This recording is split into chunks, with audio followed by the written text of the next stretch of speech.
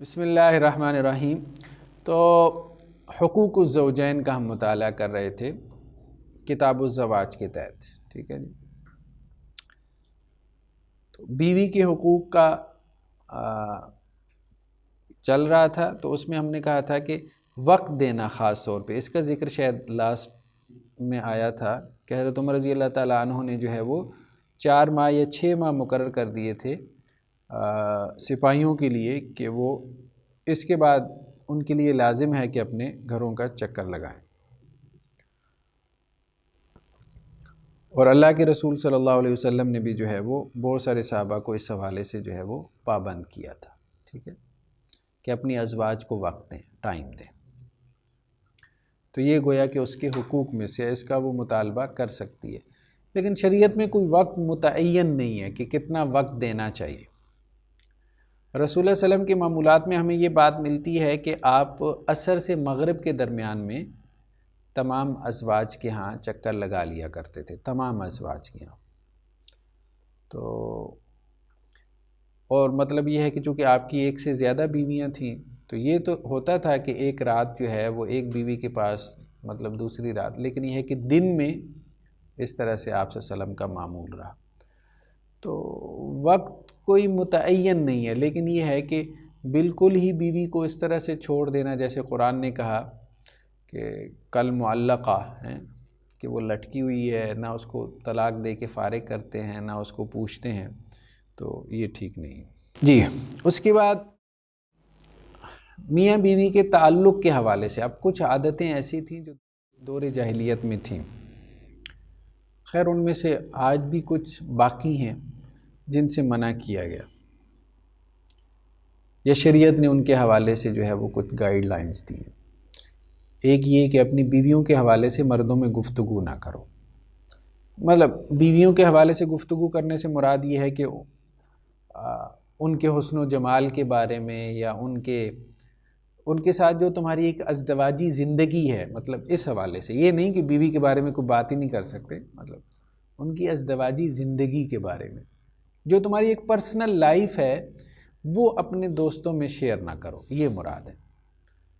تو عربوں میں دور جاہلیت میں یہ چیز عام تھی کہ اپنی بیوی کے ساتھ جو بھی کوئی بات چیت ہوتی تھی، جیسے آج کل دوستوں میں بھی وہ ہنسی مزاح میں جو ہے وہ اپنی بیوی کی پرسنل باتیں ان کے ساتھ یا راز ان کے ساتھ شیئر کر دیتے ہیں، تو یہ حرام ہے۔ اس سے اللہ کے رسول صلی اللہ علیہ وسلم نے منع فرمایا، جیسا کہ حضرت ابو سعید خدری سے روایت ہے کہ اللہ کے نبی صلی اللہ علیہ وسلم نے فرمایا قیامت والے دن اللہ کے ہاں سب سے بدترین شخص وہ ہوگا کہ جو اپنی بیوی کے ساتھ کوئی مطلب پرسنل معاملہ کرتا ہے اور پھر اس کو جو ہے وہ لوگوں کے درمیان بیان کرتا ہے، تو بیوی کے رازوں کو افشا کرنا، ٹھیک ہے، مطلب اس کو تھوڑا سا اگر ہم عام کرنا چاہیں تو بیوی کے ایسے راز افشا کرنا جن کو وہ برا سمجھتی ہو۔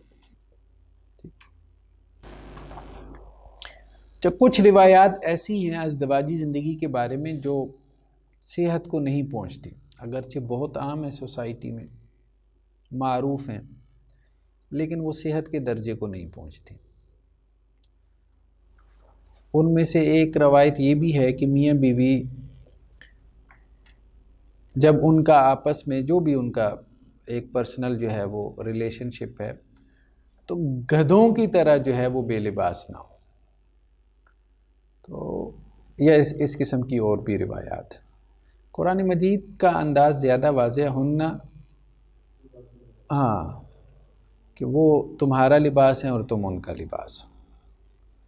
تو جب مطلب لباس میں اور انسان میں کوئی پردہ نہیں ہوتا، ٹھیک ہے، تو اس لیے وہ بات درست نہیں ہے جس کو جو ہے وہ کچھ لوگوں نے موضوع بحث بنایا ہے کہ کشف العورہ، کہ میاں بیوی جو ہے وہ ایک دوسرے کے اوپر اپنا ستر جو ہے وہ کھول سکتے ہیں کہ نہیں، یا ایک دوسرے کو ستر کو دیکھ سکتے ہیں کہ نہیں، وہ درست نہیں ہے۔ مطلب اس کے بارے میں جو دلائل بیان کیے جاتے ہیں، پھر قرآن مجید نے کچھ ہدایات دی ہیں، یا اللہ کے رسول صلی اللہ علیہ وسلم کی احادیث میں کچھ ہیں کہ نساؤکم حرث لکم فاتوا حرثکم انا شئتم، ٹھیک ہے۔ یا اللہ کے رسول نے فرمایا کہ جو اپنی بیوی سے جو ہے وہ دوبر میں جماع کرے، تعلق قائم کرے، تو مطلب اس کا ہم سے کوئی تعلق نہیں، یا اس نے کفریہ کام کیا، یا اس طرح سے اور مختلف روایات میں مختلف قسم کے الفاظ ہیں۔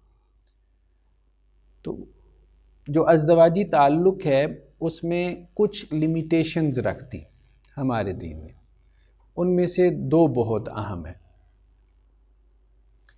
ایک پیچھے سے تعلق قائم کرنا، اور دوسرا جو ہے وہ مینسز میں تعلق قائم کرنا، مطلب یہ دونوں حرام ہیں۔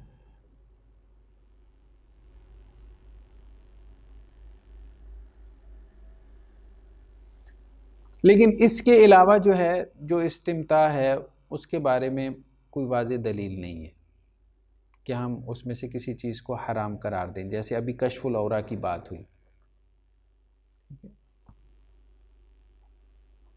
لیکن یہ دو چیزیں ایسی ہیں جن کے بارے میں واضح طور پہ روایات موجود ہیں۔ تو یہ سنن ابی داؤد کی روایت حضرت ابو ہریرہ سے، اللہ کے رسول صلی اللہ علیہ وسلم نے فرمایا اس کے اوپر اللہ کی لعنت ہو جو اپنی بیوی سے جو ہے وہ دبر میں تعلق قائم کرے۔ نیکسٹ کیا ہے جی؟ تحدید نسل۔ تحدید نسل سے مراد کیا ہے؟ Family planning.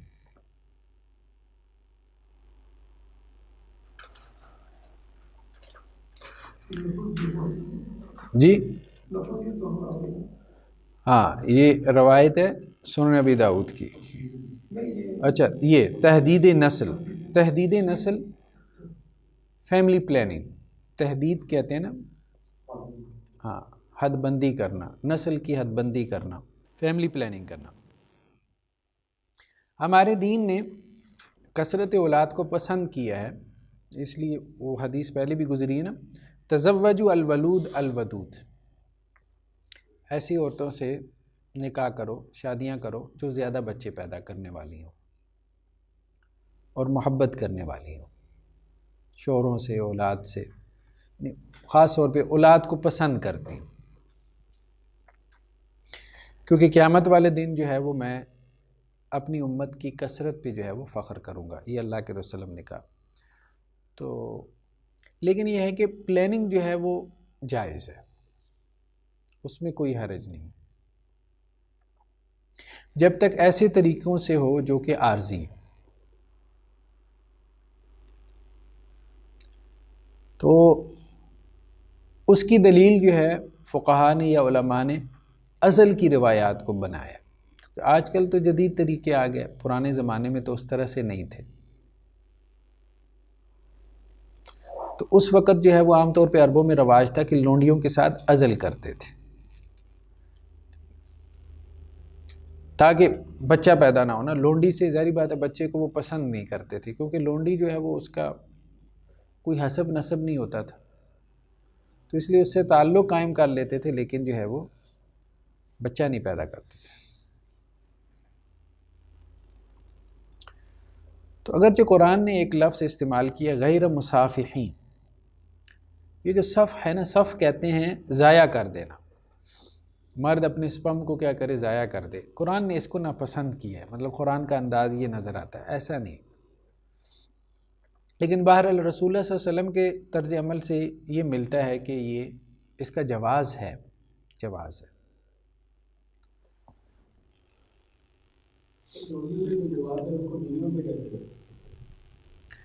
ہاں نہیں، کچھ روایات میں عموم بھی ہے، جیسے یہ صحیح بخاری کی روایت ہے حضرت جابر سے، کننا نازل علی عہد رسول اللہ صلی اللہ علیہ وسلم والقرآن ینزل، کہ اللہ کے وسلم کے زمانے میں حضرت جابر کہتے ہیں کہ ہم عزل کرتے تھے، قرآن نازل ہو رہا تھا، یعنی اللہ کو تو پتہ تھا نا کہ ہم یہ کام کر رہے ہیں، تو اللہ نے ہمیں منع نہیں کیا یا اللہ نے کوئی آیت نہیں اتاری، تو گویا انہوں نے اس سے جواز کی دلیل بنا لی۔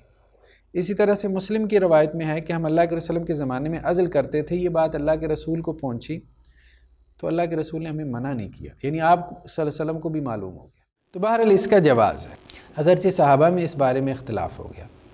حضرت عمر رضی اللہ عنہ کی مجلس میں حضرت علی، حضرت زبیر، حضرت سعد اور اس طرح سے کچھ اور صحابہ موجود تھے، تو ازل کا تذکرہ آیا تو صحابہ نے کہا اس میں کوئی حرج نہیں۔ تو ایک بندے نے کہا کہ یہ تو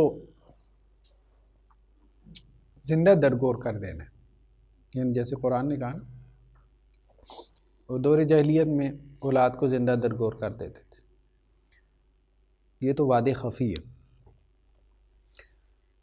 تو حضرت علی رضی اللہ عنہ نے کہا کہ نہیں، قرآن جس کانٹیکس میں اترا ہے وہ اور ہے۔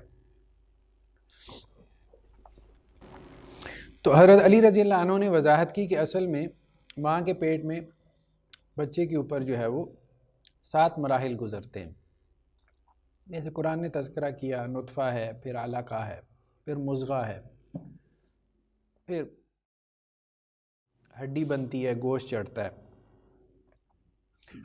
تو انہوں نے کہا کہ اصل میں تو وعد خفی اس بچے کا ہے جو 7 مراحل سے گزر چکا ہو، وہ جو ابھی نطفہ ہے اس کو ہم وعد خفی نہیں کہہ سکتے، اس کو ہم زندہ گاڑنا نہیں کہہ سکتے۔ تو حضرت عمر رضی اللہ تعالیٰ عنہ نے کہا کہ اے علی، آپ کی بات جو ہے وہ بہت اچھی ہے، اللہ تعالیٰ آپ کی عمر لمبی کرے۔ تو مذاہب اربعہ میں اس کا جواز ہے، یعنی فیملی پلاننگ کا جواز ہے، ازل کی روایات سے استدلال کرتے ہوئے، صرف آل و ظاہر اس کے خلاف ہے۔ آل و ظاہر نے جس حدیث سے دلیل پکڑی ہے وہ یہی ہے کہ کچھ لوگوں نے اللہ کے رسول صلی اللہ علیہ وسلم سے سوال کیا ازل کے بارے میں، تو اللہ کے رسول صلی اللہ علیہ وسلم نے کیا کہا کہ یہ وعد خفی ہے،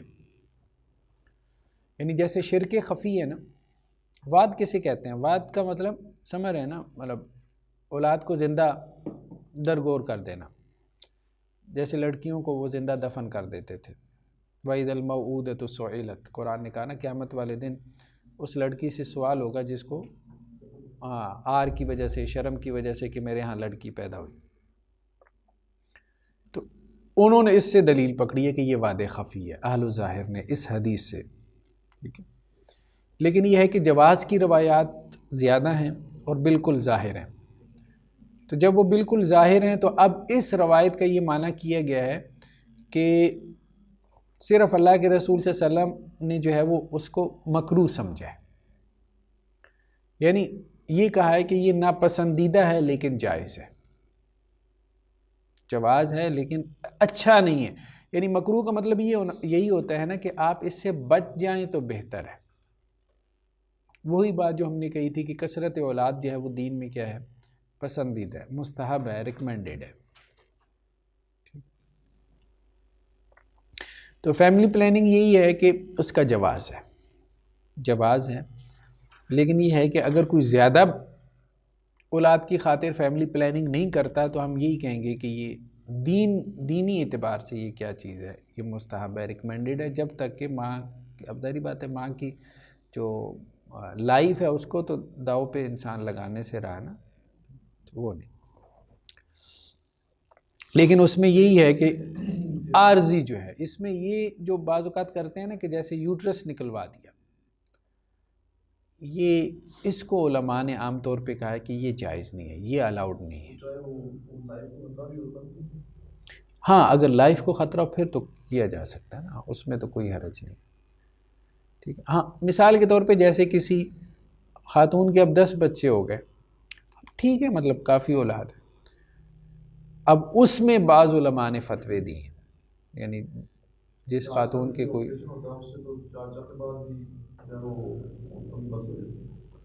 نہیں، وہ یہ ہے کہ عارضی جو ہے نا، عارضی پلاننگ کرنے میں کوئی حرج نہیں، لیکن مستقل جسے نس بندی کہتے ہیں ہم اردو میں، تو انگریزی میں کیا اصطلاح ہے مجھے نہیں معلوم، لیکن یہ ہے کہ ہیں جو بھی ہے، تو بہرحال وہ ٹھیک نہیں ہے، وہ ٹھیک نہیں۔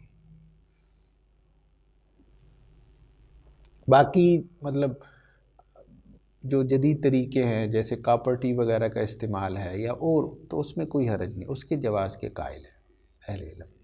اگرچہ ڈاکٹر ذاکر نائک نے گفتگو کچھ کی ہے اس کے عدم جواز پہ، لیکن وہ مضبوط نہیں ہے دلیل۔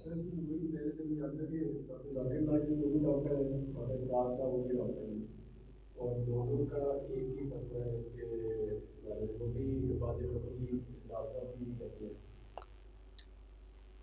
نہیں، فیملی پلاننگ کو اوور آل. جی سر، اسرار صاحب کو بھی یہی ہے، اور وہ اس میں دونوں چیزیں آ جاتی ہیں.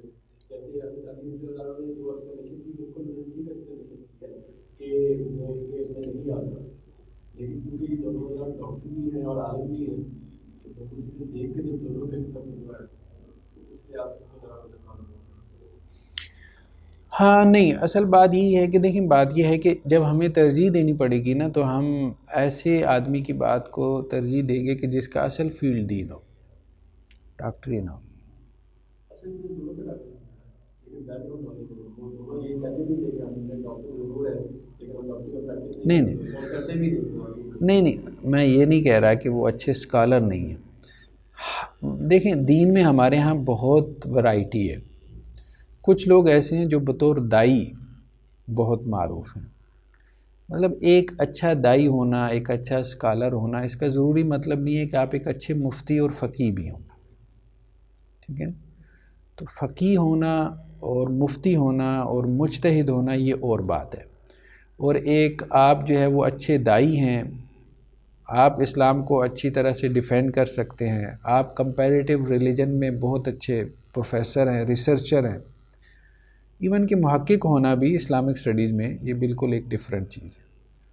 تو ان لوگوں کی وہ اسپیشیلٹی نہیں ہے جیسے ہم فقاہت کہہ رہے ہیں نا، یا اجتہاد اور فقہ، یہ ان دونوں کی اسپیشیلٹی نہیں ہے.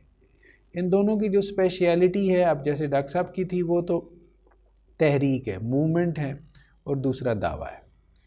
یعنی دعوت میں ڈاکٹر صاحب کی بہت خدمات ہے، اس میں کوئی انکار نہیں. تو اور وہ خود بھی کہا کرتے تھے کہ دیکھو میں مفتی نہیں، بلکہ یہ بھی کہتے تھے کہ میں مطلب فتویٰ نہیں، اگرچہ وہ دے دیتے تھے اپنی رائے کا اظہار. ہاں ہاں ہاں، لیکن ساتھ میں یہ بھی کہتے تھے میں مفتی ہوں، میں فتوے نہیں دیتا. تو وہ خود اس چیز کو اکنالج کرتے تھے. تو اس لیے جب ہم اس کو ترجیح دیں گے نا، تو پریفر کریں گے نا، تو ہم ان لوگوں کی کہ جن کا تعارف جو ہے بطور ایک فقیہ اور عالم دین کی ہے سوسائٹی میں. ٹھیک ہے، آپ یوں کہہ سکتے ہیں کہ اگر آپ نے مثال کے طور پہ جو ہے وہ پولیٹیکل اسلام کے بارے میں اگر دیکھنا ہے آراء کو، تو پھر آپ ڈاکٹر صاحب کی رائے کو دیکھیں گے کہ ان کی اس میں کافی زیادہ کنٹریبیوشن ہے. آپ کمپیریٹیو ریلیجن میں آپ کسی عالم دین یا فقیہ کی رائے کو اہمیت نہیں دیں گے، نہ دینی چاہیے. سیدھی سی بات ہے، کمپیریٹیو ریلیجن کسی فقیہ کا موضوع نہیں ہے. فقیہ کا موضوع البتہ فقہ ہے، تو اس لیے اس کی بات کی زیادہ اہمیت ہے فقہ میں. یعنی فقیہ آج کل جنہیں ہم مفتیان کرام کہتے ہیں، علماء. جہاں تک اسقاط حمل کا تعلق ہے، ابارشن، اب اس کے بارے میں جو ہے وہ ایک تو یہ ہے کہ ماں کی جان کو خطرہ ہو، پھر تو ظاہری بات ہے. ایک وہ لائف ہے جو کہ انکمپلیٹ ہے، یعنی وہ بچہ جو حمل ہے، ظاہری بات ہے وہ مکمل لائف تو اس طرح سے نہیں ہے جیسے ماں کی ہے. تو دونوں جو زندگی ہیں ان میں سے آپ اس زندگی کو ترجیح دیں گے جو کہ اصل ہے، جو دوسرے کے لیے بھی کیا اصل بن رہی ہے. ماں بیٹے کے لیے اصل بن رہی ہے نا، اور پھر یہ کہ وہ ایک کمپلیٹ جان ہے. تو دونوں میں سے اگر ایک کی زندگی بچ سکتی ہو تو ماں کی زندگی بچائی جائے گی.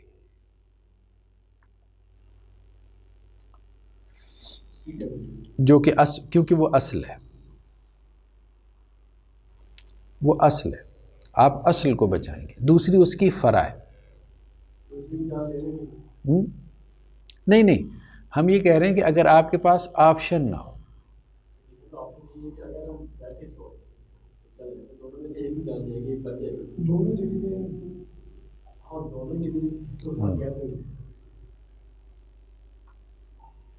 یہی بات ہوگی.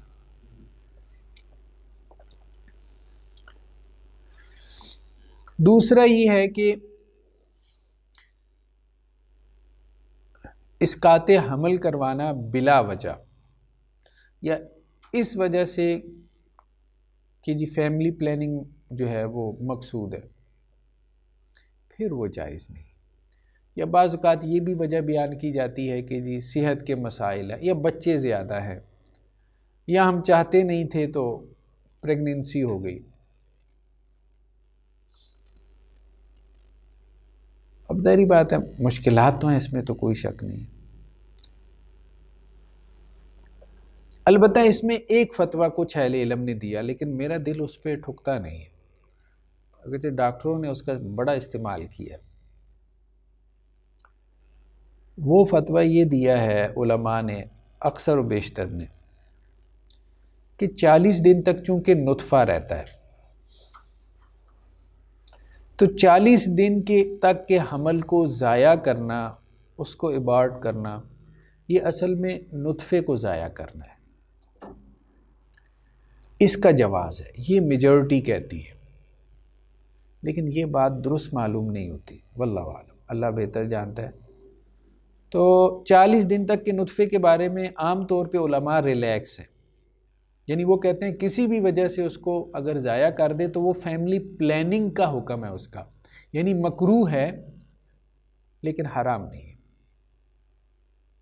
اگر نہ ضائع کرے تو اچھا ہے، لیکن اگر اب عورت کے مسائل بن رہے ہیں، نفسیاتی مسائل بن رہے ہیں یا اور مسائل بن رہے ہیں تو عام طور پہ علماء کہتے ہیں اس کو ضائع کر سکتے ہیں. 40 دن کا نطفہ جو ہے 29 یا 30 دن تو پتہ ہی نہیں چل رہا. نہیں اب تو وہ آ گئی ہیں نا، پریگنینسی اسٹرپس ہیں یا اور بڑے طریقے ہوتے ہیں. جی وہ تو حدیث میں آتا ہے نا کہ اللہ کے رسول صلی اللہ علیہ وسلم نے کہا کہ ماں کے پیٹ میں 40 دن تک وہ نطفہ رہتا ہے، پھر 40 دن بعد جو ہے وہ علقہ بن جاتا ہے.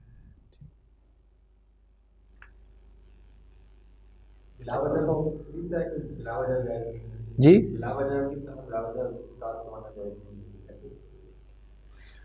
ہم یہ بات کر رہے ہیں کہ میجورٹی یہ کہہ رہی ہے کہ 40 دن تک چونکہ وہ نطفہ ہے، حدیث میں آ گیا کہ 40 دن تک ماں کے پیٹ میں وہ نطفہ رہتا ہے، تو اس کو ضائع کرنا، نطفے کو ضائع کرنا ہے، یعنی جیسے ازل.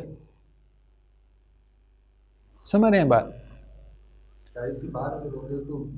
ہاں پھر وہ بھی کہتے ہیں کہ نہیں، پھر وہ بھی کہتے ہیں کہ نہیں، یعنی جب وہ علقہ بن جائے پھر وہ کہتے ہیں وہ ٹھیک نہیں، آفٹر 40 days وہ کہتے ہیں ٹھیک نہیں. البتہ کچھ اہل علم یہ کہتے ہیں، اب جیسے یوسف قرضاوی وغیرہ نے اچھی بات کی ہے، وہ کہتے ہیں کہ نہیں، اس نطفے کو ضائع کرنا بھی جان کو ضائع کرنا ہے. کیونکہ یہ سبب ہے، یعنی یہ کاز ہے، جیسے کاز اینڈ ایفیکٹ ہے نا. تو اسی طرح سے یہ نطفہ، یہ سپرم کاز ہے بچے کی، یہ ہے اصل میں مستقبل کا، یہ بچہ ہی ہے، مستقبل میں یہ ایک پوری جہانی ہے، 8-9 ماہ بعد اسی نے ایک جان بن جانا ہے. تو آپ نے اس جان کو ابتدا میں ہی ضائع کر دیا تو یہ آپ نے جان ہی ضائع کی. اس بات میں وزن ہے، جو اصول فقہ میں ہم نے ایک بات پڑھی تھی نا، سبب اور مسبب کی. سبب ہے تو مسبب ہے، سبب نہیں ہے تو مسبب نہیں. تو یہ سپرم جو ہے یہ سبب ہے بچے کا، تو اس لیے اس کا ضیاع کسی مجبوری کے بغیر، انتہائی مجبوری کے بغیر جو ہے نا، وہ اس کا ضیاع جائز نہیں ہے.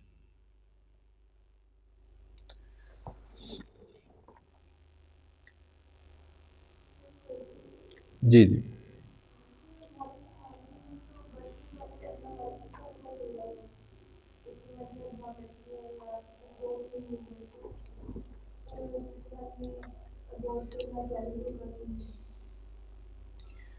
عام طور پہ علماء نے یہ فتویٰ دیا ہے کہ اگر اب نارمیلٹی کا پتہ چل جائے کہ کوئی بچہ ایسا ہے، جیسے بعض فیملی میں یہ بھی ہوتا ہے کہ پہلے ایک اب نارمل پیدا ہوا، دوسرا بعض میں یہ نہیں ہوتا، لیکن یہ ہے کہ وہ آپ کی میڈیکل سائنس نے ترقی کر لی، وہ بتا دیتی ہے کہ بچہ ساری زندگی جو ہے وہ ذہنی طور پہ معذور رہے گا. تو عام طور پہ علماء کا فتویٰ یہ ہے کہ 4 ماہ سے پہلے اگر ابارٹ کروا لے تو ٹھیک ہے، 4 ماہ کے بعد نہیں کروا سکتا کیونکہ اس میں روح ڈال دی گئی ہے.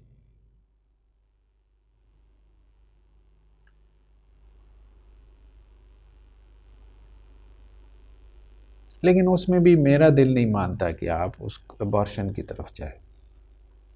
بات پھر وہی ہے کہ وہ جان اللہ نے پیدا کر دی ہے،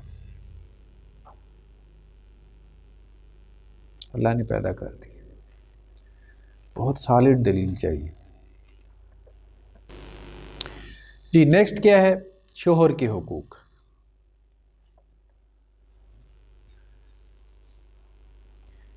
لیکن پھر وہی بات، اگر کوئی بندہ جو ہے نا زیادہ مشکل میں نظر آئے تو اس کو اس عالم دین کی طرف بھیج دیں جو آسان فتویٰ دے رہے. یہ جو نوکری والا ہے کہ پیدائشی ڈیفیکٹ ہیں جو پہلے 3 ماہ کے بعد جو ساؤنڈ ہوتا ہے اس میں پتہ چلتا ہے اس کی کون فتوائی دے یہ سب سعودی علماء کی فتاویٰ ہے، تو بڑے کبار علماء کے، شیخ بن باز وغیرہ کے. اسلام کی ہوئی پہ جائیں نا، آپ کو مل جائیں گے. تو ہاں، حملی اسکول آف تھاٹ.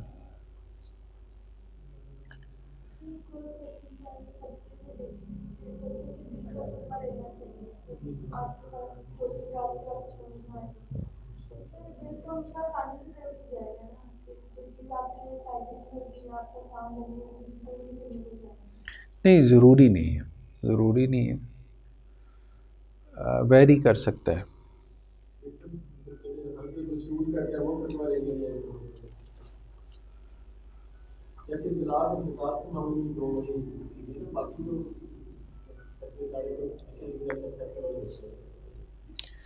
ہاں دیکھیں اصل بات پھر وہی ہے کہ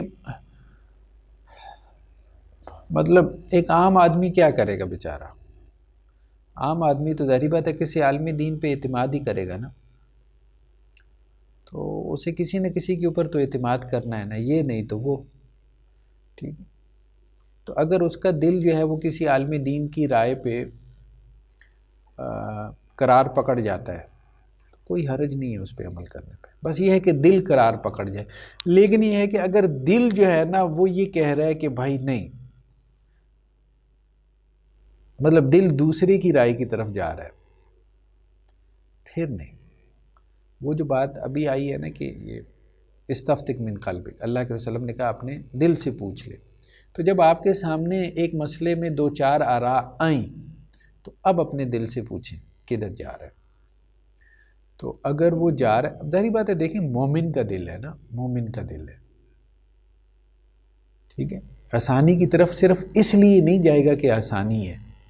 ہاں اگر اسے نظر آئے گا کہ یہ دین میں آسانی ہے تو پھر اس کا دل چلا جائے گا، یعنی اس کا ذہن بنا ہوگا نا کہ اللہ نے دین آسان بنایا ہے تبھی جائے گا، ویسے نہیں جائے گا.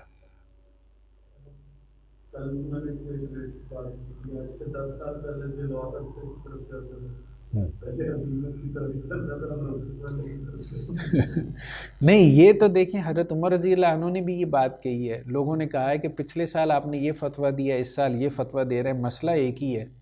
تو حضرت عمر نے کہا بھئی اس وقت ہمیں وہ سمجھ آیا تھا، اس سال ہمیں یہ سمجھ آیا، کوئی حرج نہیں. امام شافعی کا قول قدیم، امام شافعی کا قول جدید. امام احمد کی ایک روایت یہ ہے، امام احمد کی دوسری روایت یہ ہے. ٹھیک ہے، امام ابو حنیفہ کا پہلا قول یہ ہے، امام ابو حنیفہ کا دوسرا قول یہ ہے. ہر فقہ میں یہی چل رہا ہے، صرف آپ کے ساتھ نہیں ہو رہا، ائمہ کے ساتھ یہی ہوا ہے.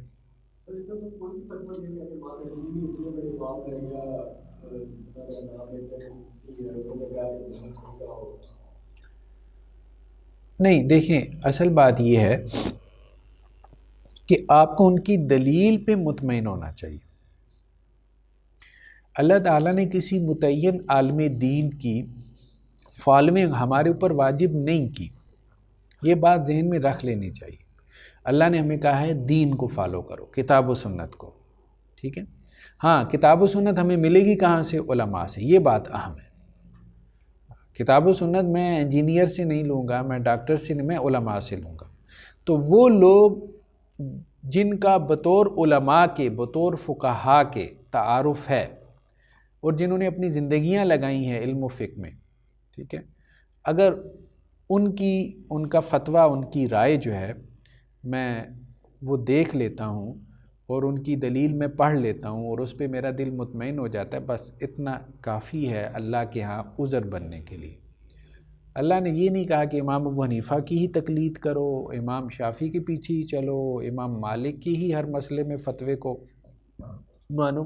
اللہ تعالیٰ نے کہا فَاسْأَلُوا أَهْلَ الذِّكْرِ، بھائی علماء سے پوچھ لیا کرو، جو عالم دین تمہیں ملتا ہے، تمہیں میسر ہے، اویلیبل ہے، اس سے مسئلہ پوچھ لو، بس وہ عالم دین ہونا چاہیے، وہ اہل ہونا چاہیے، وہ کرائٹیریا میٹ کر رہا ہو جو ایک عالم دین ہونے کے لیے ضروری ہے، اس سے مسئلہ پوچھ لو، وہ تمہیں مسئلہ بتا دے، اللہ کے ہاں وہ بھی بری ہے، تم بھی بری ہو۔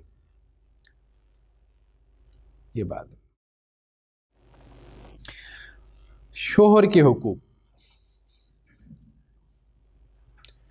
سب سے پہلا حق کیا ہے؟ اطاعت۔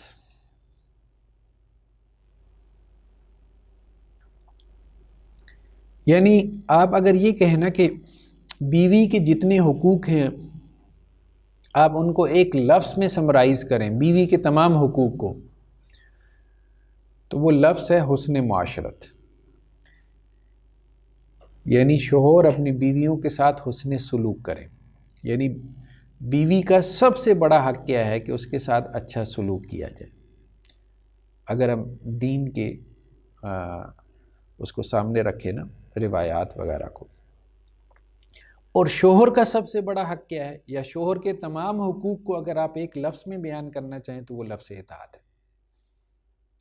یعنی کوئی شوہر اچھا ہے، اس کو جج کرنے کا کوئی کرائٹیریا ہمارے پاس ہے تو وہ یہ کہ اس کے اخلاق اپنی بیوی کے ساتھ اچھے ہیں کہ نہیں، اس کا حسن سلوک، اس کا بیہیویئر، اس کا ایٹیچیوڈ، اس کے بارے میں جو ہے وہ اس کی بیوی کیا کہتی ہے۔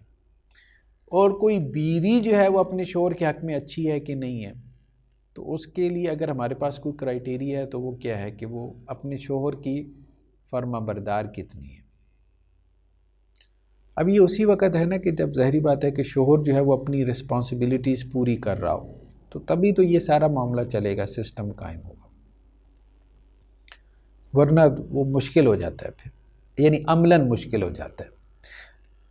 دیکھیں نا کہ اگر معاملہ یہ ہے کہ شوہر گھر میں ہے اور بیوی کما کے لا رہی ہے، شوہر کو پال رہی ہے، تو اب ظاہری بات ہے کہ شوہر کہے گا کہ اب میری یہ فرما بردار رہے، تو وہ نہیں رہے گی۔ عملاً میں کہہ رہا ہوں یہ ایسا ہوگا، لیکن بیوی سے مطالبہ پھر بھی یہی ہے کہ وہ فرما بردار ہے، کیونکہ اس کی آزمائش یہ ہے، شوہر کو اس کی ذمہ داری پوری نہ کرنے کی وجہ سے پکڑا جائے گا، اور بیوی کے اوپر جو ذمہ داریاں ہیں اس سے ان کے بارے میں پوچھا جائے گا۔ تو جو وہ احسان کر رہی ہے اس احسان کا اس کو مطلب آخرت میں بدلہ ملے گا، نیکی ملے گی، لیکن اس کی وجہ سے وہ یہ نہیں کہہ سکتی کہ اللہ کے ہاں میں آنسریبل نہیں ہوں، کہ میں تو یہ کر رہی تھی تو اس لیے میری کوئی ذمہ داری نہیں تھی۔ اللہ نے جو ذمہ داریاں لاگو کر دی ہیں شوہر پہ وہ اس نے پوری کرنی ہے، جو بیوی کے اوپر ہیں وہ بیوی نے پوری کرنی۔ اس میں کوئی عذر نہیں ہے کہ دوسرا چونکہ ذمہ داری پوری نہیں کر رہا تو میں بھی پوری نہیں کر۔ تو اللہ نے اس کے اوپر کچھ چیزیں فرض کی ہیں، کچھ اس کے اوپر فرض کی ہیں، دونوں کے اوپر علیحدہ علیحدہ فرض ہوئی۔ شوہر بھی ایسا کرتے ہیں نا، بیوی میری بات نہیں مان لی میں خرچہ روک لوں، بھائی وہ تمہاری بات نہیں مان رہی تو وہ اللہ کے یہاں آنسریبل ہے۔ تمہاری جب تک بیوی ہے تم نے اس کو خرچہ دینا ہے، بھلے وہ تمہاری بات مان رہی کہ نہیں مان رہی۔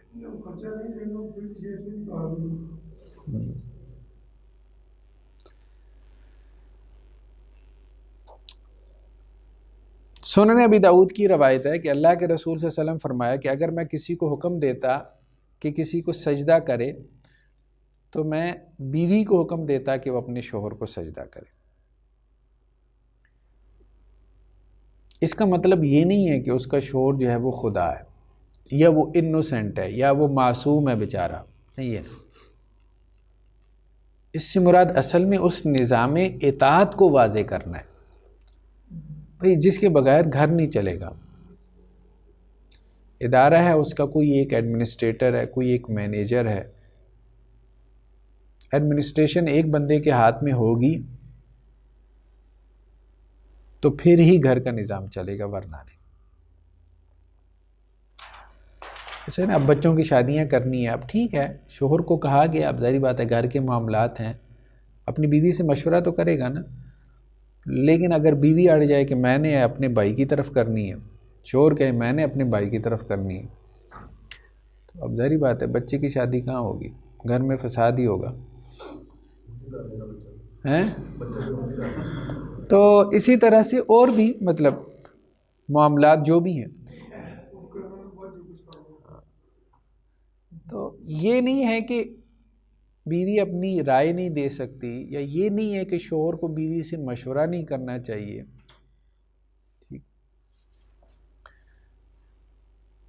تو اب کچھ چیزوں کو ہمارے دین نے اسپیسیفک کر دیا۔ آگے ایک اور چیز آ رہی ہے علیحدہ سے، بعض روایات میں یہ ہے کہ اس آدمی کو گھر میں نہ آنے دے، یعنی بیوی جو ہے اس آدمی کو گھر میں نہ آنے دے کہ جس کو شوہر نہ پسند کرتا ہو، یعنی اس حد تک جو ہے بات ہے، لیکن مطلب بہت زیادہ بھی نہیں کہ اب یہ قالین کیوں آ گیا ہے، مجھے تو یہ کلر پسند نہیں ہے۔ دیکھیں شوہروں کو بھی اس معاملے میں دل بڑا کرنا چاہیے، گھر کے جو معاملات ہیں گھر کے معاملات ہیں تو وہ بیویوں پہ چھوڑ دینے چاہیے۔ مطلب گھر کو ڈیکوریٹ کیسے کرنا ہے، ٹھیک ہے، اس کو مینیج کیسے کرنا ہے، باقی گھر کے بارے میں جو ڈیسیژنز ہیں، اوور آل ڈیسیژنز ہیں، فیصلے ہیں، ٹھیک ہے، اولاد کو کیا بنانا ہے، اولاد کی تربیت ہے، ان کی ایجوکیشن ہے، ان کی شادیاں ہیں، یہ بڑے ڈیسیژنز ہیں نا، یہ مرد کو کرنے چاہیے، اور یہ مردوں کے کرنے کی کام ہے۔ جن گھروں میں عورتیں یہ کام کرتی ہیں وہ گھر تباہ ہو جاتے ہیں۔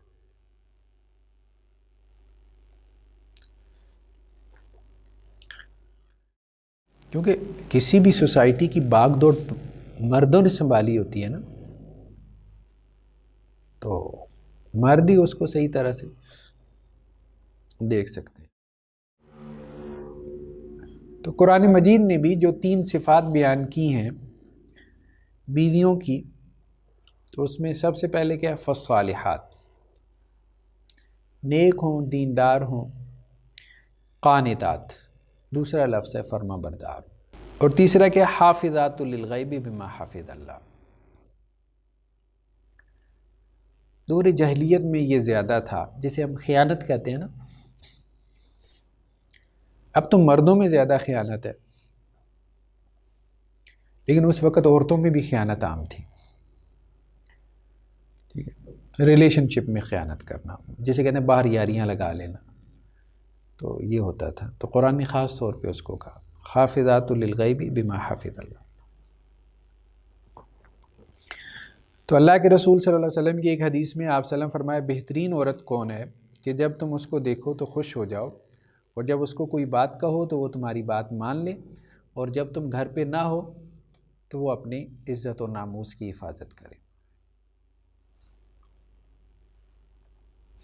ایک اور روایت میں حضرت عبد الرحمن بن عوف سے کہ اللہ کے رسول صلی اللہ علیہ وسلم نے فرمایا جب عورت 5 نمازیں پڑھ لے، رمضان کے روزے رکھ لے، اپنی ناموس کی حفاظت کر لے، اور اپنے شوہر کی بات مان لے، 4 چیزیں، 3 کا تعلق اللہ سے ہے،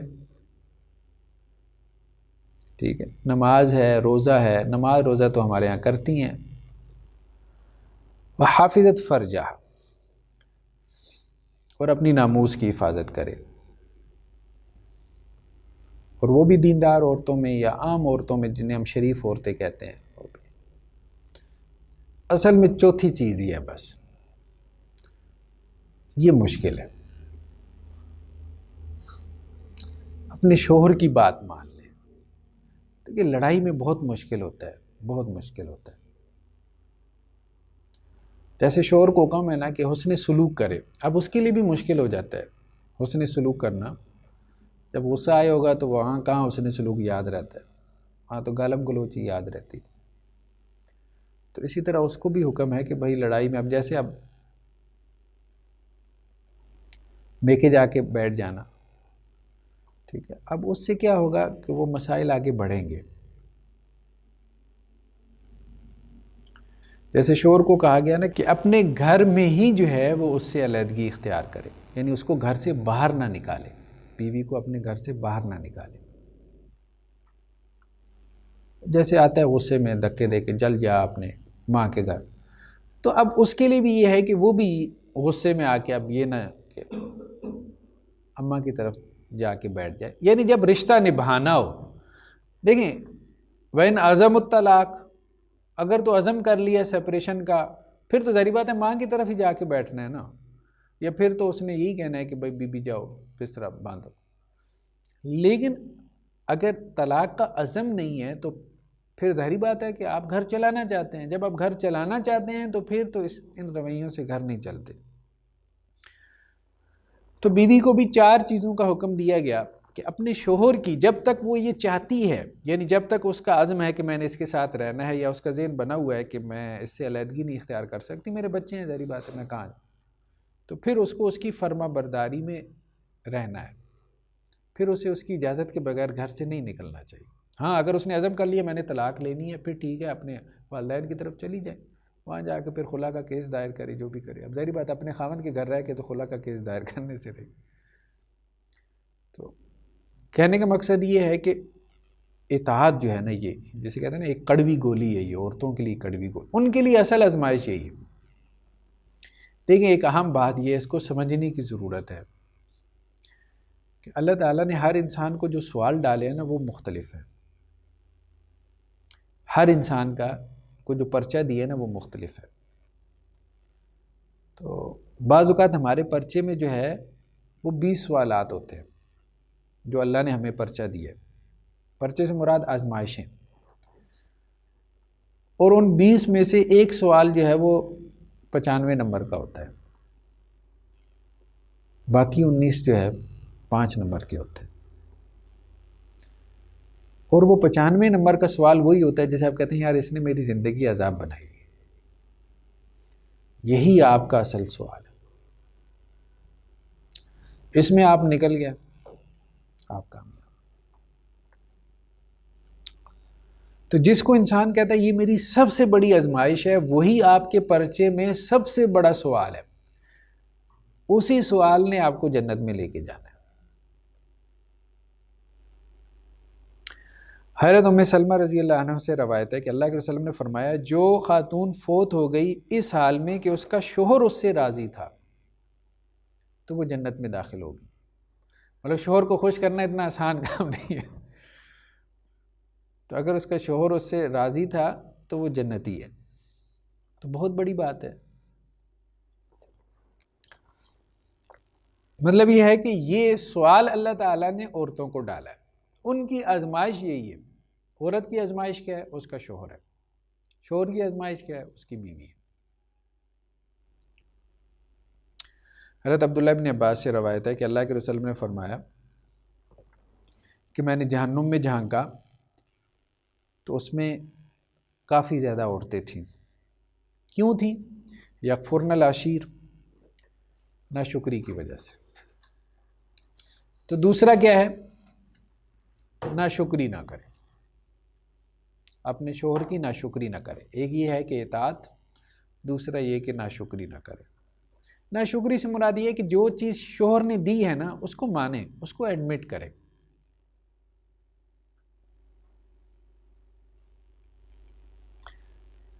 دیکھیں نا اللہ اور اللہ کے رسول نے، یہ ہمارے دین نے سب کی کمزوریاں جو ہے نا، مرد کے اندر جو کمزوریاں تھیں ان کو سامنے رکھتی، اس کو کوئی بات کر دی. یعنی مرد جو ہے نا پاورفل ہے نا، طاقتور ہے نا، تو طاقتور آدمی کیا کرتا ہے؟ ظلم کر جاتا ہے، زیادتی کر جاتا ہے. تو اس لیے جب عورت کے حقوق بیان کیے تو مرد کو کیا کہا؟ زیادتی نہیں کرنی، نشوز سے منع کیا، ظلم سے منع کیا. یعنی یہ جو کہا حسن سلوک کرو تو یہی ہے نا. یا یہ کہا کہ اگر تمہیں ان میں کوئی چیز بری نظر آتی ہے تو اللہ نے ان میں بہت خیر بھی رکھا ہوگا، تو وہاں یہ ساری چیز سامنے رکھو. تو عورت میں جو کمی کوتاہی تھی یعنی خلقی اعتبار سے، تو اس اعتبار سے اس کو ایڈریس کر دیا. تو عورت میں ایڈمٹ کرنے کا حوصلہ کم ہوتا ہے، یہ بات ہے. مطلب ہم نے کہا تھا نا، لیکن اس پہ اس کو بلیم نہیں کرنا چاہیے. کچھ فالٹس ایسے ہیں جو ٹیکنیکل ہیں، بائی ڈیفالٹ جسے آپ کہتے ہیں نا، ان بلڈ ہیں. وہ اللہ نے رکھ کے بھیجے ہیں. کیوں رکھ کے بھیجے ہیں؟ حکمت کیا ہے اس میں؟ وزڈم کیا ہے؟ اللہ نے مرد کو آزمانا ہے. بھئی اللہ تعالیٰ چاہتے تو اللہ تعالیٰ سیدھی پسلی سے پیدا کر دیتے عورت کو، یعنی حضرت آدم کی پسلی سیدھی ہوتی، لیکن اللہ نے حضرت آدم کی پہلے پسلی ٹیڑھی بنائی، پھر اس سے عورت کو پیدا کیا اور کہا کہ اب ٹیڑھی سے پیدا کیا ہے کیونکہ تمہاری آزمائش کرنا مقصود ہے.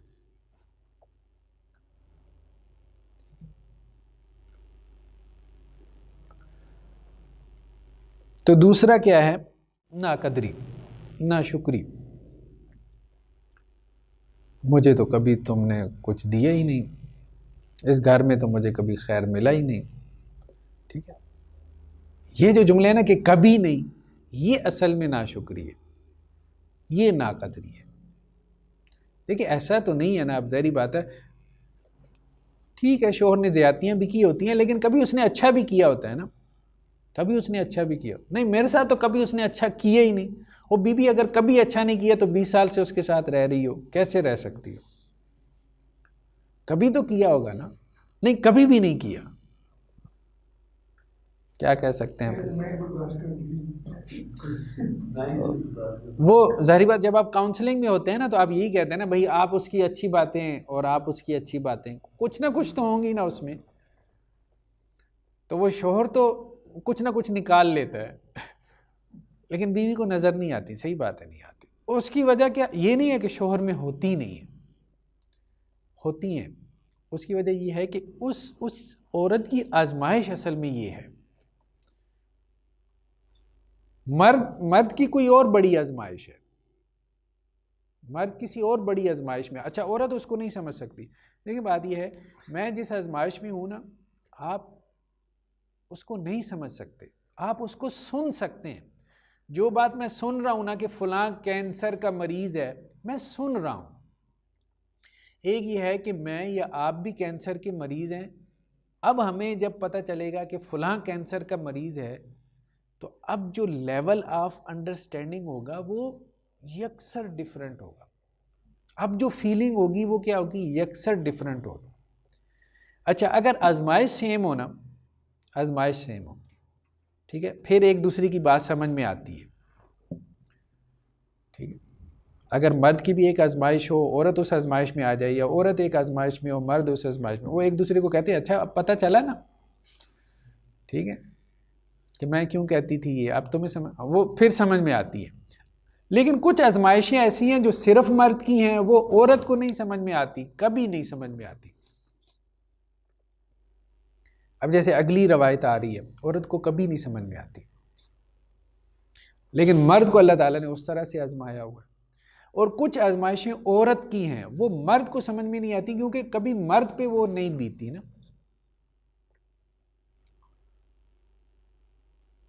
تو اللہ تعالیٰ نے ہر ایک کو علیحدہ علیحدہ سے آزمایا.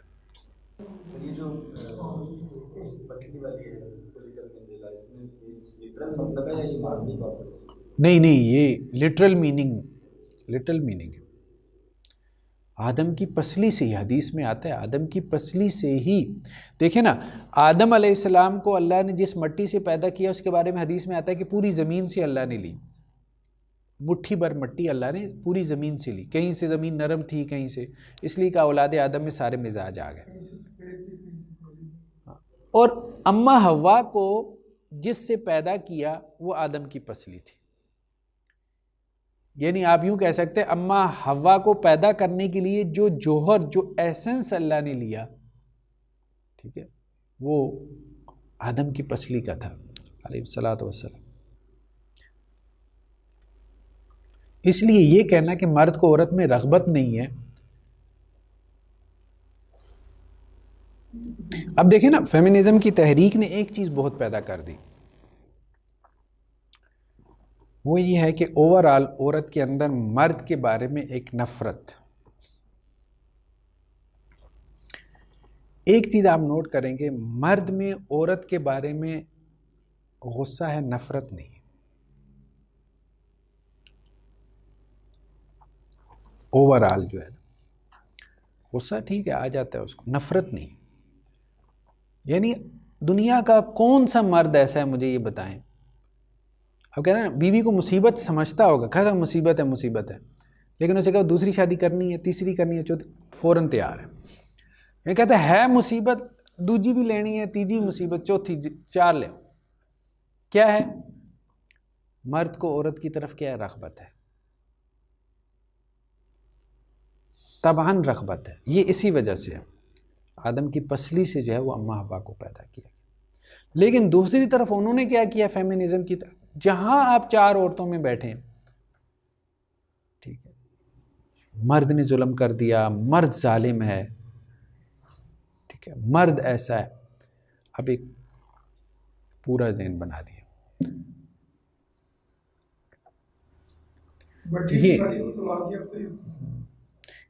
یہ بہت بہت خطرناک ہے، یہ بہت خطرناک ہے. یعنی مرد کے بارے میں یہ ایک پوری پرسیپشن،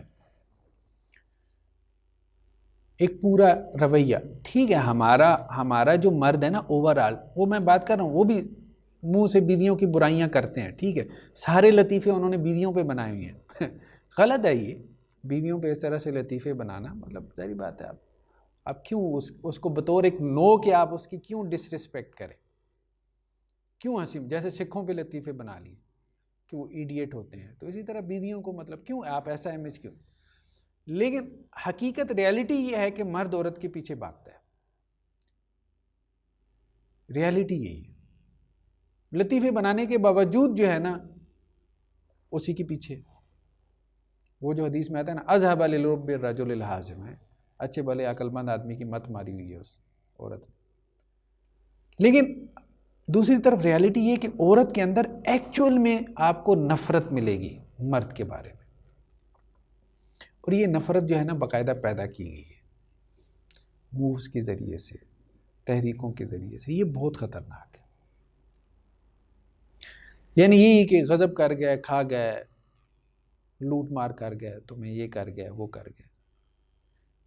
اور یہ جو چیزیں نا بعد میں خاندان کو جوڑنے میں بہت جو ہے نا وہ مشکل پیش آتی ہے. یعنی جب بھی آپ، چونکہ میں عام طور پہ کاؤنسلنگ کے لیے بیٹھتا ہوں تو عورتوں میں یہ چیز زیادہ نظر آتی ہے، بہت نفرت ایکسٹریم درجے کی. اور وہ یعنی مرد سے بطور ایک نو کے، یعنی اسے یہ نہیں کہ اپنا شوہر برا لگتا ہے، اسے دنیا کے ہر مرد سے نفرت محسوس ہوتی ہے.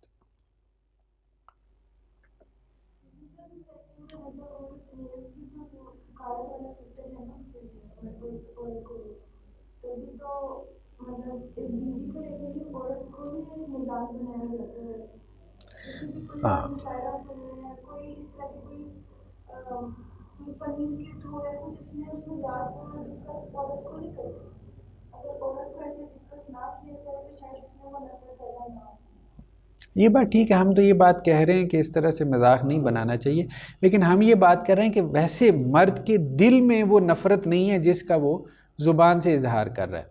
یعنی ویسے وہ بھاگتا ہے اپنے عمل کے اعتبار سے، وہ ایسا ہے کہ وہ عورتوں کے پیچھے بھاگتا ہے. یعنی بیوی کو جتنی مرضی باتیں بنائیں، ٹھیک ہے، آپ اس کو کہو دوسری کرنی ہے تو وہ کہے گا کرنی ہے. عملاً ایسا ہے.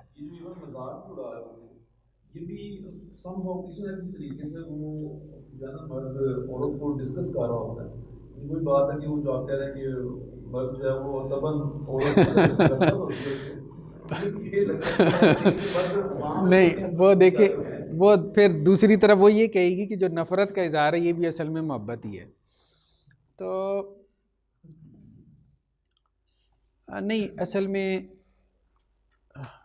ایسا ہے نہیں کرنا نہیں چاہیے. بات مردوں کو بھی نہیں کرنا چاہیے، عورتوں کو بھی نہیں کرنا چاہیے، عورتوں کو بھی نہیں. یہ بھی نہیں ہم کہہ رہے ساری عورتیں ایسی ہیں، ہم یہ بھی نہیں کہہ رہے. ہم ایک اوورآل جب بات کرتے ہیں نا، اوورآل کا مطلب یہ ہے کہ عام طور پہ یہ،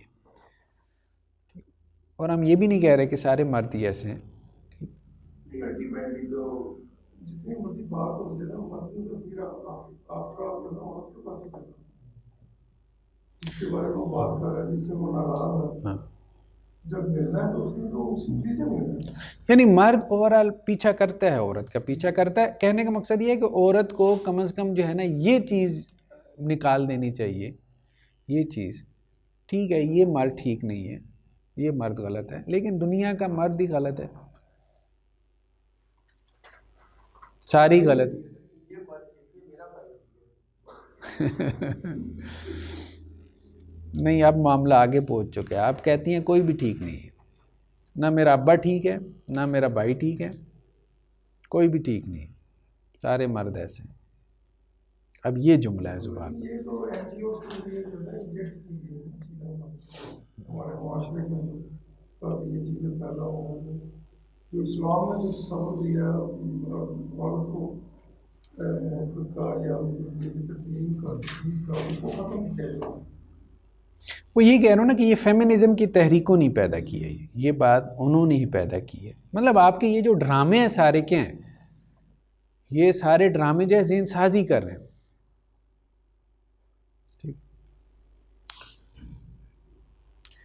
حضرت ابو ہریرہ رضی اللہ عنہ سے روایت ہے کہ اللہ کے رسول صلی اللہ علیہ وسلم نے فرمایا کہ اگر کوئی خاوند اپنی بیوی کو بستر پہ بلائے اور وہ آنے سے انکار کر دے اور وہ رات غصے میں گزارے تو ساری رات اس کے اوپر فرشتے جو ہے وہ لعنت کرتے رہتے ہیں یہاں تک کہ صبح ہو جائے. تو اب مرد کی یہ آزمائش ہے، اللہ تعالیٰ نے جو ہے وہ اس کو اس آزمائش میں ڈالا ہے، بیوی کو اس آزمائش میں نہیں ڈالا، اس کو خاوند کی اطاعت کی آزمائش میں ڈالا ہے.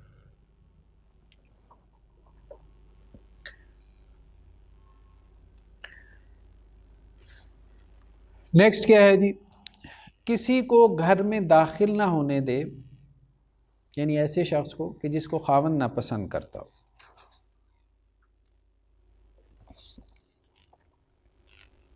چاہے وہ رشتہ داروں میں سے ہی ہو.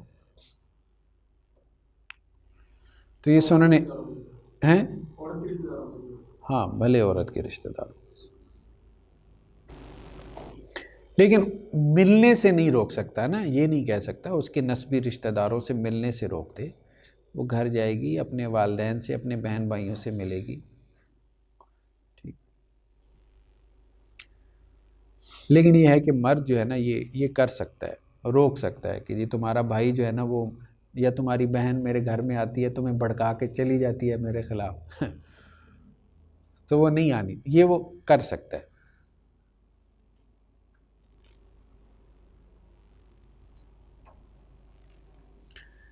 تو یہ سنن ابن ماجہ کی روایت ہے کہ اللہ کے رسول صلی اللہ علیہ وسلم فرمایا کچھ حقوق تمہارے ہیں کچھ عورتوں کے ہیں، ٹھیک ہے.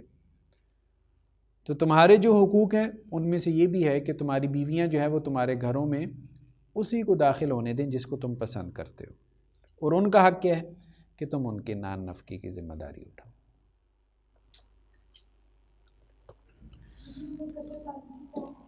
نہیں، قطع تعلق کی تو ویسے ہی جائز نہیں ہے.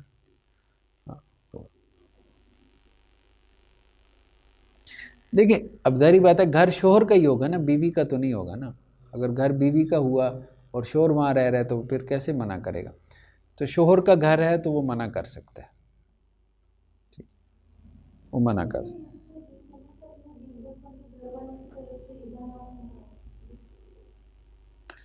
ہاں وہ تو یہی ہے کہ ان کو ان سے ملنے سے مطلب روکنا ہم نے کہا ہے. ہاں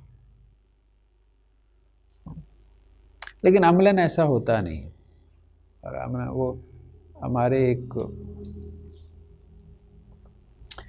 دوست وہ ایسی نا ایک واقعہ سنا رہے تھے، کہہ رہے تھے ایک صاحب کے ہاں جو ہے وہ بیٹا پیدا ہوا تو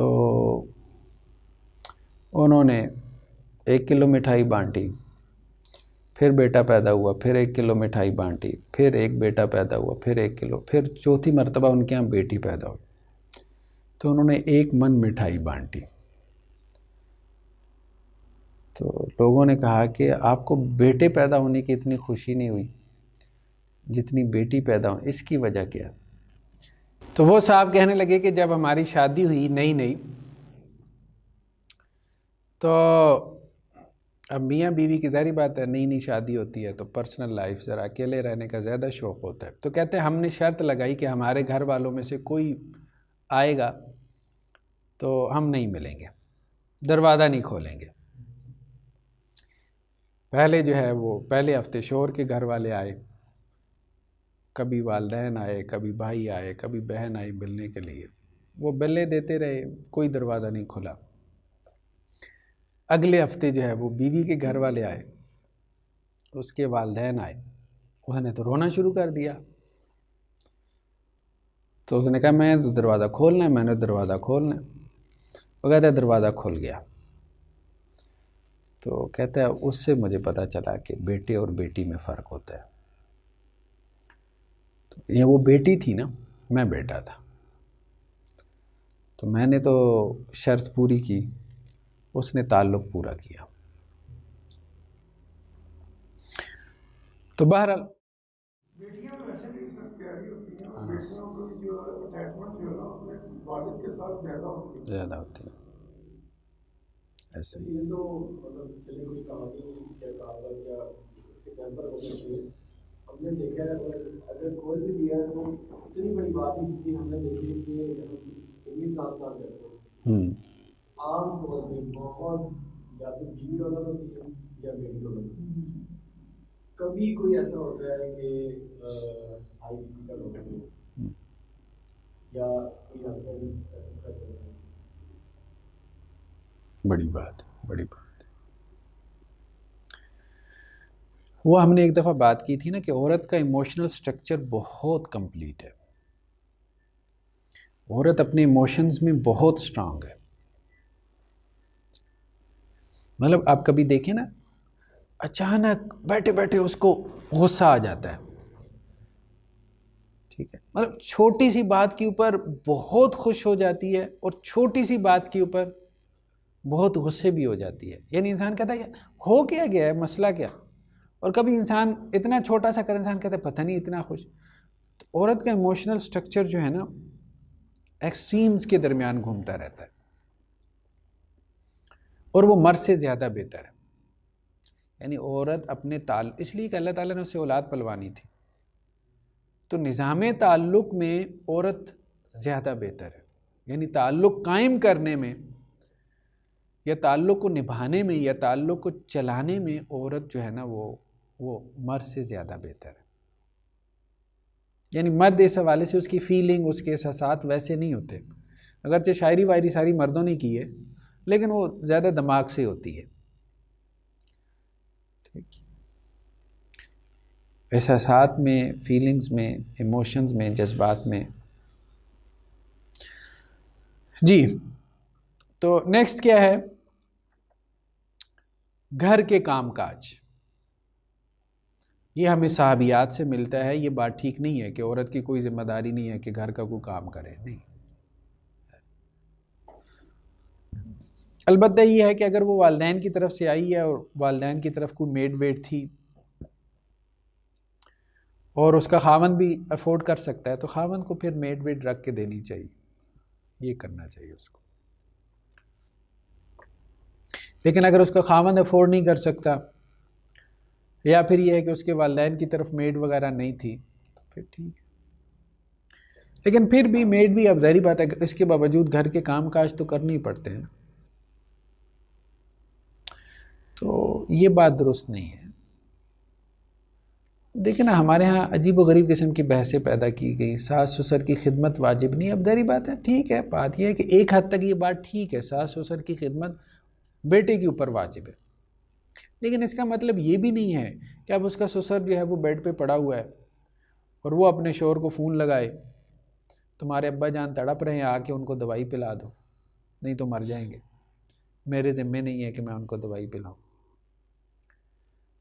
جس دین میں یہ بات موجود ہو کہ تمہارا پڑوسی بھوکا سو جائے تو تم مومن نہیں ہو، تو وہ دین کیسے الاؤ کرے گا کہ اس کا ساس سسر جو ہے وہ انہوں نے کھانا نہیں کھایا اور آپ کہ میری ذمہ داری نہیں ہے کہ میں ان کو کھانا بنا کے دوں. اور وہ بوڑھے ہیں بیچارے، اپنا کر بھی نہیں سکتے. دیکھیں، ایک تو وہ ہیں جو کر سکتے ہیں، دری بات ہے، جو کر سکتے ہیں ان کو کرنا چاہیے، اپنا بوجھ دوسروں پہ نہیں ڈالنا چاہیے.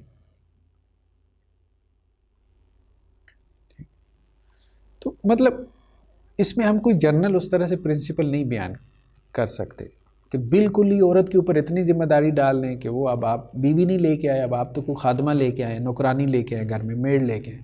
وہ بھی غلط ہے، ظاہری بات ہے، وہ تصور بھی ٹھیک نہیں ہے. اور یہ بھی نہیں ہے کہ آپ اس کے ذمہ کچھ بھی نہیں ہے، کچھ بھی نہ کرے، یہ بھی ٹھیک نہیں. تو نہ تو وہ مزدور ہے نہ تو وہ ملازمہ ہے، ٹھیک ہے، اور نہ یہ ہے کہ اس کے اوپر کوئی رسپانسبلٹی نہیں۔ تو حضرت اسماء بنت ابی بکر سے روایت ہے کہ یہ حضرت زبیر کی، حضرت ابو بکر کی بیٹی تھی نا یہ، تو حضرت زبیر کے نکاح میں ہی، اللہ کے وسلم کے جو چچا تھے حضرت زبیر، تو کہتی تھی میں ان کے گھر کے سارے کام کرتی تھی، حتیٰ کہ ان کا ایک گھوڑا تھا میں اس کی بھی دیکھ بھال کرتی تھی، اور اس گھوڑے کے لیے میں کوئی تقریباً 2 میل کے فاصلے پہ جاتی تھی اور کھجور کی گٹھلیاں اکٹھی کر کے لاتی تھی، مطلب کوٹ کوٹ کے پھر اس گھوڑے کو پھر کھلاتی تھی۔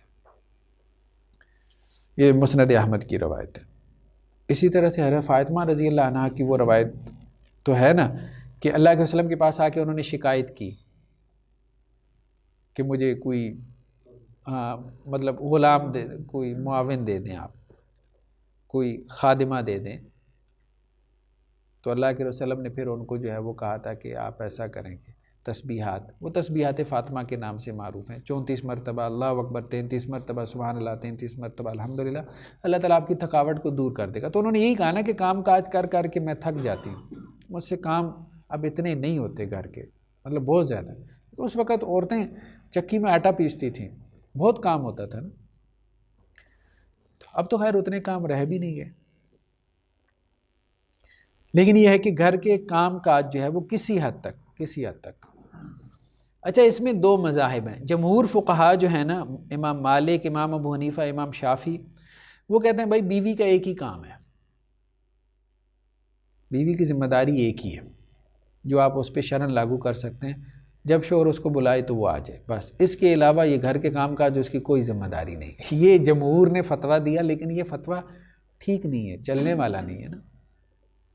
یہ تو ایسی ہے کہ شوہر کہے کہ میں نے پیسے پکڑا دیے ہیں بیوی کو مہینے کے آخر میں، ہاں بیوی تیرا اتنا خرچہ لے، بس، اس کے علاوہ میری کوئی ذمہ داری نہیں ہے، بچہ ہے تو خود اسپتال میں لے کے جا، اس کو اسکول میں ایڈمیشن کروایا، خود جا کے کرو، یہ نہیں۔ پھر اس طرح سے وہ بھی پھر یہی کہے گا کہ دین نے تو یہی کہا ہے کہ روٹی کپڑا دے دو، بس، وہ میں نے تمہیں دے دیا، پھر معاملہ دوسری طرف سے بھی اسی طرح سے آئے گا، تو وہ معاملہ چلے گا نہیں۔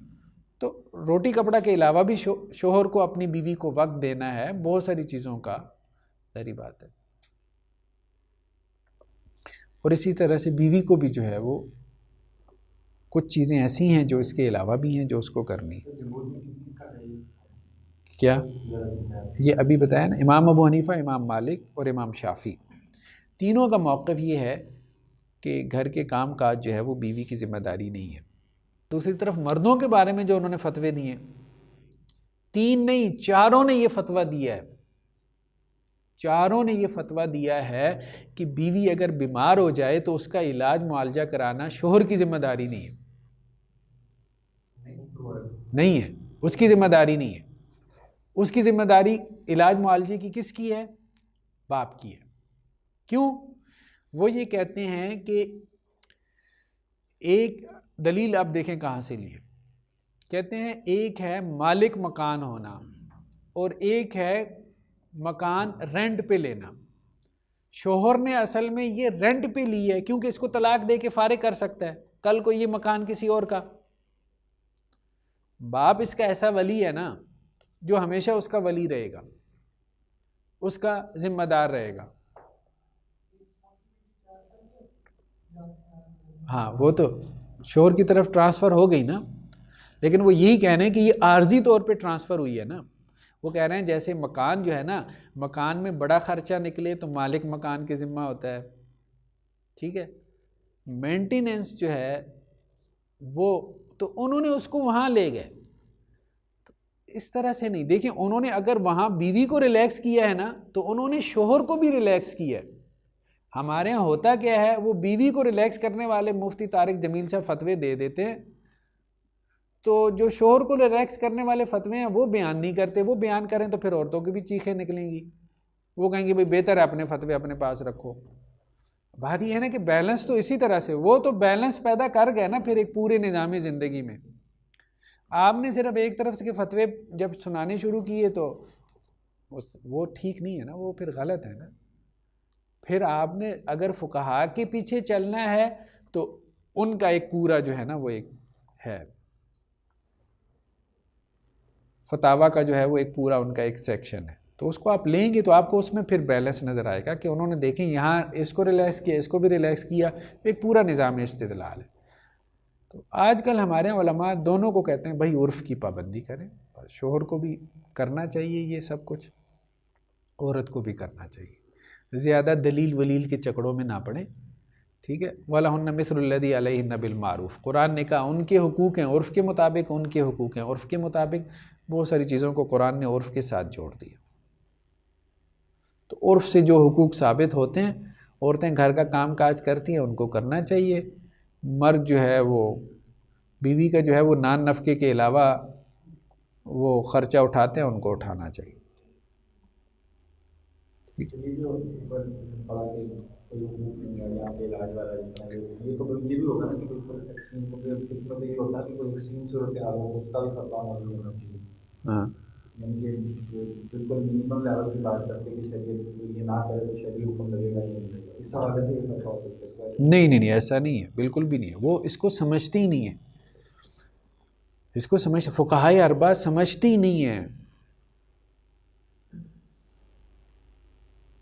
کہ عورت کی معالجے کی ذمہ داری جو ہے وہ مرد کے اوپر ہے، وہ نہیں سمجھتے، وہ اس کو باقاعدہ تشبیہ دیتے ہیں کرائے کے مکان کے ساتھ، وہ کہتے ہیں یہ باپ کی ذمہ داری ہے علاج معالجہ، شوہر کی ہے ہی نہیں۔ وہ یہ کہتے ہیں نا حق استمتاع ہے نا، نہیں میں تو یہ کہہ رہا ہوں کہ نہیں شوہر کی ذمہ داری ہے نا، شوہر کی ذمہ داری ہے، شوہر کی ذمہ داری صرف نان نفقہ نہیں ہے بلکہ اور بھی اس کی بہت ساری ذمہ داری ہیں۔ یہی بات ہم کر رہے ہیں کہ عورت کی ذمہ داری صرف یہ نہیں ہے کہ شوہر کو خوش رکھے، اس کے علاوہ بھی اس کی ذمہ داری ہے، دونوں طرف یہی معاملہ ہے، گھر اسی طرح سے ہی چلے گا۔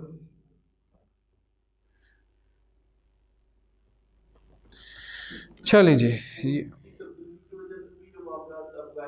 وہ مطلب جو معاشرہ تھا اس میں کثرت ازواج کا بھی ایک تھا، اور دوسرا طلاق کے بعد دوبارہ میں شادی جو ہے وہ کوئی اتنا عیب نہیں سمجھا جاتا۔ اس معاشرے کے اندر اب چونکہ عرف تبدیل ہو گیا ہے تو پھر یہ سارے فتاویٰ جو ہیں ان کو بھی جو ہے وہ دوبارہ سے جو ہے ریوائز کرنے کی ضرورت ہے۔ ہاں دیکھیں عرف کی تبدیلی سے فتویٰ تبدیل ہو جاتا ہے، شریعت تبدیل نہیں ہوتی، فتویٰ تبدیل ہو جاتا ہے۔ فتویٰ تو بیسیکلی انڈرسٹینڈنگ ہے نا، آپ کی فہم ہے نا، تو وہ تو معروف ہے، اصول فقہا میں بھی معروف ہے کہ تغیر زمان سے فتویٰ تبدیل ہو جاتا ہے۔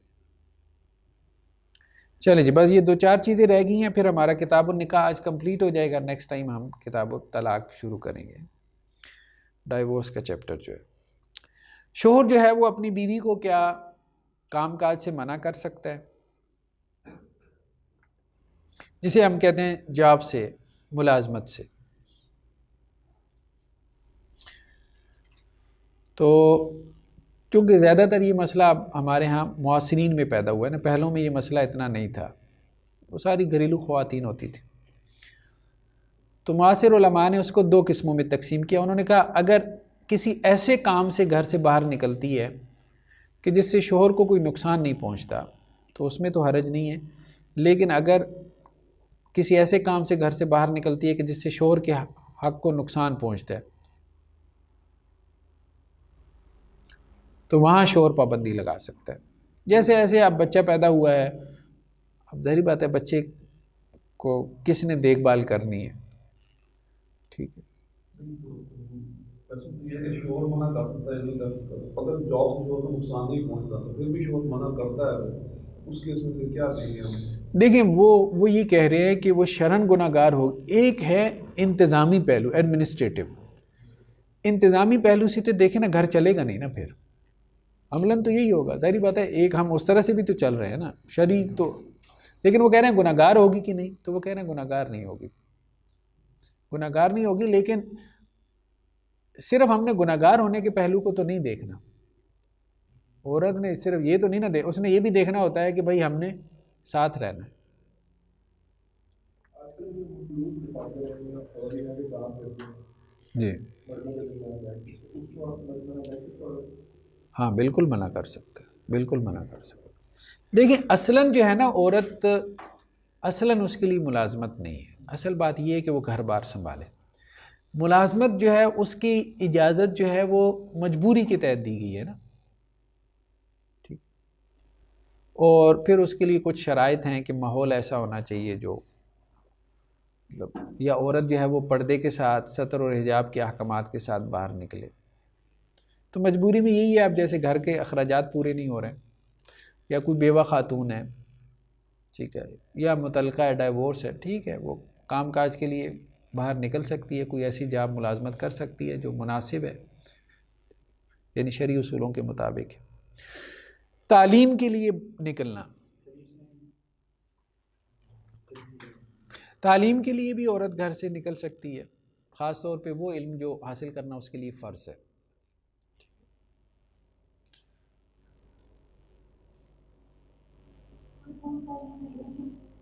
ہاں نکل سکتی ہے، وہی تعلیم جس کا دینا فرض ہے. لیکن اس کے علاوہ وہ تعلیم جس کا دینا مستحب ہے، سیکھنا سکھانا پریفرڈ ہے، تو ظاہری بات ہے وہاں تو شوہر کی اجازت ضروری ہے.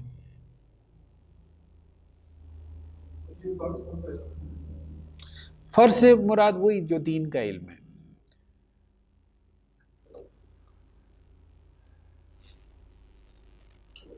لیکن یہ نہیں کہ آپ اس نکلنے سے مراد یہی ہے نا کہ جیسے محلے میں جیسے کوئی مدرسہ ہوتا ہے، ٹھیک ہے، محلے گلی میں، ہر محلے گلی میں مدرسہ، اس سے مراد یہ نہیں ہے کہ اب ایک خاتون جو ہے وہ دوسرے شہر میں جا کے ہاسٹل میں رہے. دیکھیں یہ ہاسٹل کلچر یہ درست نہیں ہے، بھلے مدارس میں ہی ہو، یہ درست نہیں ہے. ویسے تو آپ دیکھیں یونیورسٹیز میں، کالجز میں اس سے جو مسائل پیدا ہو رہے ہیں وہ تو ہیں بہت گندے، خاص طور پہ یہ جو پرائیویٹ ہاسٹلز ہیں. اب لڑکیاں کوئی ملتان سے آ کے، کوئی مطلب کہاں سے آ کے یہاں لاہور میں آ کے ہاسٹلز میں رہ رہی ہے، بھلے وہ گریجویشن کر رہی ہے، لیکن ہمیں معلوم ہے خاص طور پہ جو لوگ ماڈرن ایجوکیشن کے ساتھ وابستہ ہیں بہت گند پھیل رہا ہے اس سے. یہی معاملہ ہے جب لڑکیاں مدارس میں آ کے رہتی ہیں ایک شہر سے دوسرے شہر میں. نہیں یہ نہیں، دین کی تعلیم دیکھیں آپ کے لیے جتنی ضروری ہے نا وہ آپ کے شہر میں اویلیبل ہے، آپ کے شہر میں ہے. ہر شہر میں مسجدیں ہیں، مدارس بنے ہوئی ہیں، ہر گلی محلے میں ہیں، مطلب اسلامک سینٹرز، اسلامک انسٹیٹیوٹس، پتہ نہیں کیا کچھ کھلا ہوا ہے. ضرورت نہیں ہے آپ کو دوسرے شہر میں جا کے ہاسٹلائڈ ہونے کی، رہنے کی.